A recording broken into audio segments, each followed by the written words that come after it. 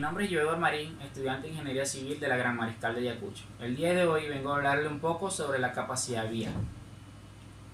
La capacidad vial es la máxima cantidad de vehículos o personas que puede pasar por la unidad de tiempo por una o más secciones de un elemento de infraestructura vial, bajo las condiciones prevalecientes del tránsito y del elemento.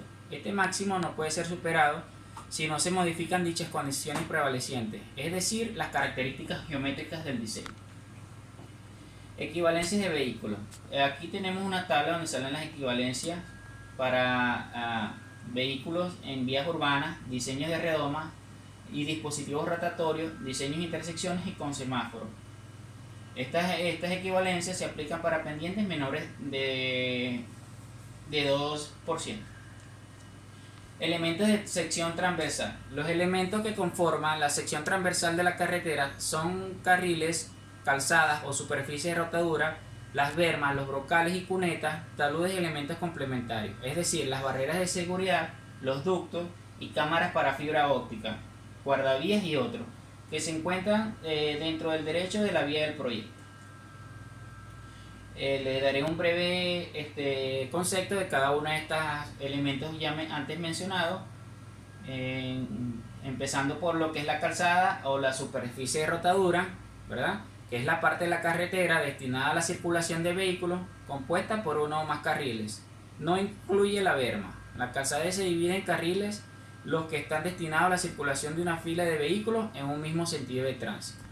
Los carriles de adelantamiento no serán computables para el número de carriles. Los anchos de carril que se usen serán de 3 metros para las vías locales residenciales, de 3 metros 30 para vías arteriales y colectoras de cualquier tipo. Se usarán 3,60 metros para vías expresas. Hay que tener en cuenta las siguientes consideraciones: que en las autopistas el número mínimo de carriles por calzada será de 2, y en carreteras de calzada única serán 2 carriles por calzada. Las bermas son la franja longitudinal paralela y adyacente a la calzada o superficie de rotadura de la carretera, que sirve de confinamiento en la capa de rodadura y se utilizan como zona de seguridad para estacionamientos de vehículos en caso de emergencia. Cualquiera sea la superficie de acabado de la berma, en general debe mantener el mismo de nivel o inclinación de bombeo operante de la superficie de rodadura. O sea, la berma tiene que tener la misma altura que la calzada. Estas también desempeñan otras funciones que son para la protección del pavimento y sus capas inferiores, la detección ocasional y zona de seguridad para maniobras de emergencia. Aquí pueden ver las bermas externas e internas, la calzada. Las cunetas son zanjas abiertas y longitudinales construidas de cemento o en tierra, que tienen la función de recoger y canalizar las aguas superficiales y de infiltración y conducirlas hasta el punto de fácil evacuación. Brocales. El uso de brocales es para conducir el escurrimiento de una vía, la cual tiene una altura de 0,20 una altura de 0,20 metros y la pata es de 0,40. Se refiere a la pata, es la parte de abajo, y la altura obviamente la altura del tramo del brocal.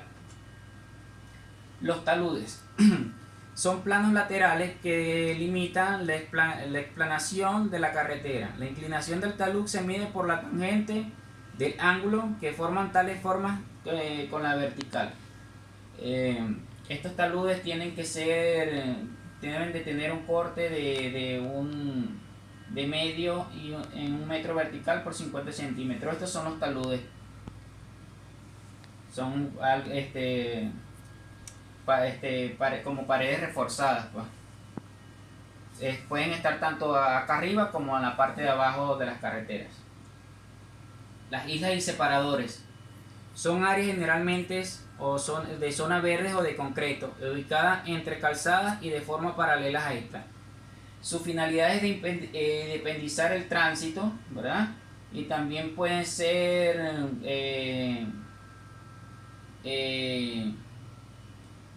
para crear zonas para futuros ensanches. O sea, se pueden utilizar para para ensanchar las vías en un futuro.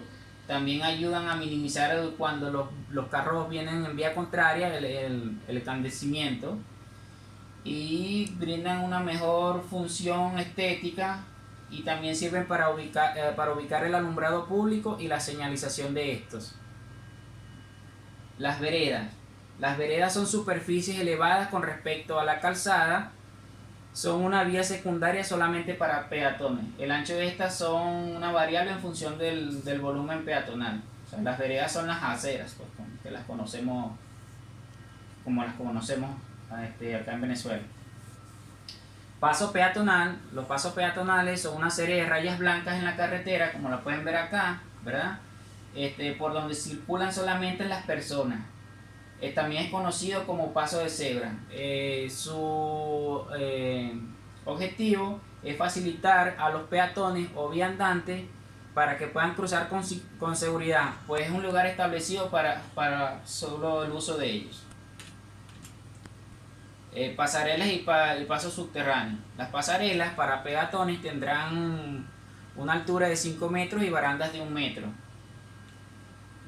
Son para uso de personas también. Los pasos subterráneos o inferiores tendrán un ancho mínimo de 3 metros y una altura de 2,40 metros, completamente libres de vigas u otros obstáculos.